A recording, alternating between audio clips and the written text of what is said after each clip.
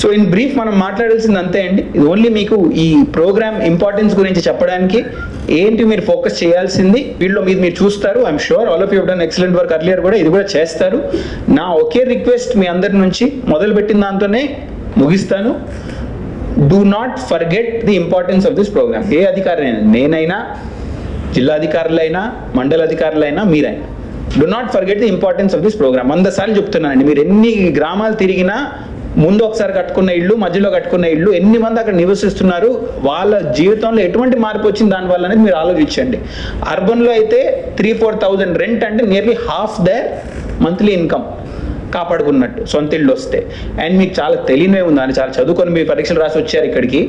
ఒక ఇళ్ళు వస్తే మానసికంగా మార్పులు వస్తాయి. ఒకళ్ళు స్థిరపడి ఉన్న, అందుకే ఇండియాలో మీరు ప్రతిసారి మనం ఫస్ట్ ఆశ ఏంటండి, నా ఇల్లు నాకు ఉండాలి.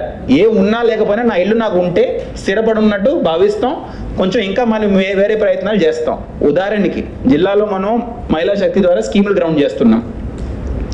ఫస్ట్ వెళ్ళి మహిళని అడిగినప్పుడు, ఎందుకమ్మా మీకు ఏం కావాలి, మొదట అడిగి వేయడానికంటే ధైర్యం కావాలి సార్, ఇది ఫెయిల్ అయితే మాకు ఇంకేం లేదు, రోడ్డు పైన దిగుతాం సార్ అంటారు. యూ విల్ నాట్ బిలీవ్, వెళ్ళి మీరు కనుక్కోండి. మీరు అందరూ ఇళ్ళుంటే రిస్క్ టేకింగ్, బిజినెస్, పిల్లల్ని చదివించడం, కొన్ని ధైర్యాలు చేయడం, ఆర్థిక పరిస్థితుల్లో 100 రకాలుగా మార్పులు వస్తాయండి. కుటుంబంలో ఒక ఇల్లు ఉంటే ఏం పోయినా కానీ నా ఇల్లు అయితే నాకు ఉంది కదా, ఇళ్ళు అయితే ఉంది కదా, భద్రంగా అయితే నా కుటుంబం ఉండగలచ్చు అనే ధైర్యం వస్తే మిగతా ప్రయత్నాలను చేస్తారు. అప్పుడు మీరు పేద కుటుంబాల నుంచి వచ్చిన వాళ్ళు కూడా గవర్నమెంట్ పరీక్షలు రాయడం మొదలు చేయడం చూస్తారు. అమ్మాయిలు 10th క్లాస్ 12th క్లాస్లో చదువు ఆపుకోకుండా మీరు చూస్తారు. అబ్బాయిలందరూ కొంచెం చిన్న ఉద్యోగం ఆగున్నవాడు పెద్ద ఉద్యోగం ప్రయత్నించడం చూస్తారు.